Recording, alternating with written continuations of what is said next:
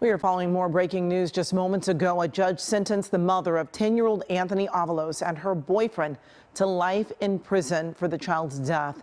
It's a horrific case of child abuse that really shocked people across LA County and even beyond that. And it raised a lot of questions about LA County Child Services, and they were supposed to protect him.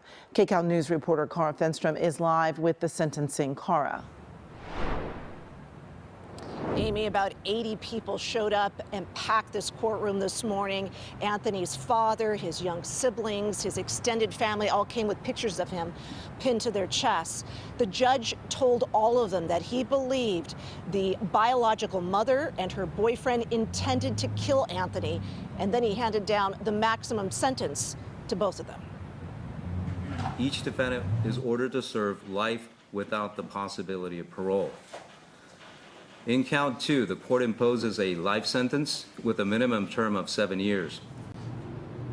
This sentence is stayed pursuant to 33-year-old Heather Barron and her boyfriend, 37-year-old Kareem Ernesto, who had both already been found guilty of first-degree murder and torture, largely sat in the courtroom today. She showed some emotion when family members say the woman they once loved turned into a monster.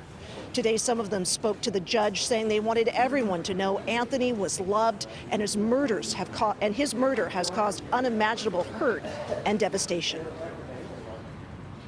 Only 30 minutes after Anthony was taken off the machines, he was gone. His little body couldn't fight any longer. I would never be able to give him another hug or kiss. I would never get to tell him how proud he makes me or how much I love him. These two are monsters, and monsters belong in cages. You took someone I saw as a brother, someone I grew up with, someone I shared so many memories with, someone I had so much love for.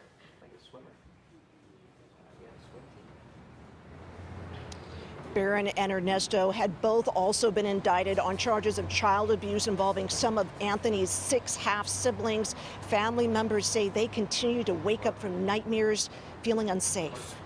Anthony was 10 years old when he died back in 2018. Prosecutors said he'd been brutally beaten, deprived of water, and dropped on his head repeatedly. Prosecutors maintain horrific abuse went on for 5 years at that Lancaster home, with the county receiving at least 13 different reports of incidents like food and water being denied, beatings, sexual abuse, and children being dangled from a stairwell. Sobbing family members say they pleaded with social workers to remove the children from the home, but that their pleas were not heard. The Avalos family did sue LA County, saying the system failed their children, and last year the county settled for $32 million. Now they say they're calling for changes so other children do not have to suffer like they did. And back here live, also in that courtroom today, was the family of Gabriel Fernandez. You may remember back in 2013, he was also tortured and killed by his biological mother and her boyfriend. These two families did not know each other before these separate tragedies. Now they say they're united in their grief, and they will work together to try and bring about some changes to better protect children. Back to you. All right, Cara, thank you.